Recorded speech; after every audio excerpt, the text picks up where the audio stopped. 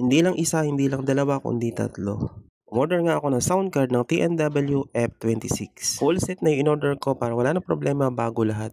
Tignan nyo naman, may pa-free pa.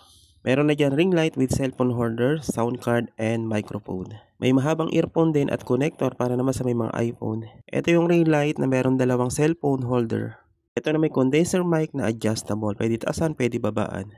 Ito na nga yung main item, sound card by TNW F26. Hanap ko kasi sa isang sound card yung pwede ka mag-record ng sound effect na meron si TNW sound card. Ito yung front design ni TNW sound card na simple lang. Na may ilalim na sound card na merong 4 na rubber at ilang information na nakalagay. Likod niya may dalawang saksakan na magkaibang microphone. May lagayan din na earphone at headset. Meron din saksakan for live and OTG PC. PCSB at last button for on-off.